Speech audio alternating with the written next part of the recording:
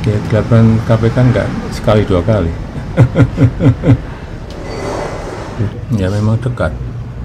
Saya kan dengan PDI memang.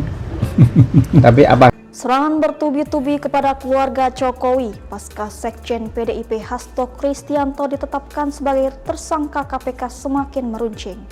Jokowi dilaporkan ke KPK oleh aktivis 98, lalu masuk nominasi tokoh terkorup versi OCC-RP dan belum lagi tudingan dari anggota Valdai Discussion Club Vladimir Putin yakni Koni Rahakundini Bakri. Lalu ada ancaman Hasto yang akan membuka dokumen skandal pejabat era Jokowi yang dititipkan kepada Koni di Rusia hingga nama Iryana Jokowi bahkan disebut-sebut dalam diskusi Abraham Samad dan Koni. Bak berbalas kelompok barisan relawan Jokowi Presiden atau Bara JP melaporkan ex-KPK Abraham Samad dan pakar militer Koni ke polisi karena dianggap menyebar fitnah dan informasi bohong di kanal Abraham Samad Sepak Up.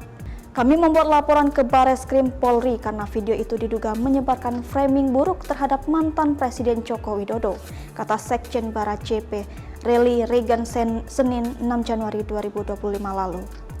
Tak hanya itu, KPK lalu menggeledah dua rumah Hasto yang berada di Bekasi dan Kebagusan pada 7 Januari dan menyita sejumlah dokumen milik Hasto yang disimpan di koper biru. Sementara itu, Koni mengaku mendapatkan ancaman. Pasti nggak ada yang tahu seorang Koni bisa diintimidasi. Ini saya mau cerita, bukan curhat.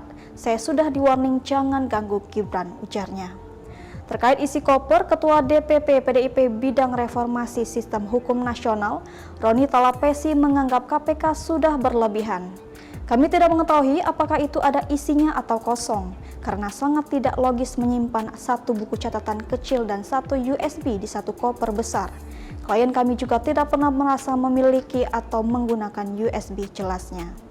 Namun Direktur Penyidikan KPK Asep Guntur Rahayu pada Rabu 8 Januari 2025 mengatakan demi keamanan barang sitaan, koper itu untuk menyimpan barang bukti, itu disimpan di tempat yang menurut kami aman, ungkapnya.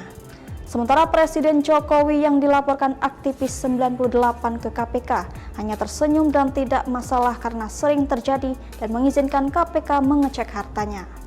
Yang dilaporkan ke KPK nggak sekali dua kali, ya kalau dicek ya dicek aja, pungkasnya. Sementara itu mantan kader PDIP Effendi Simbolon berharap Hasto mundur dari jabatannya dan menyindir Megawati agar bertanggung jawab.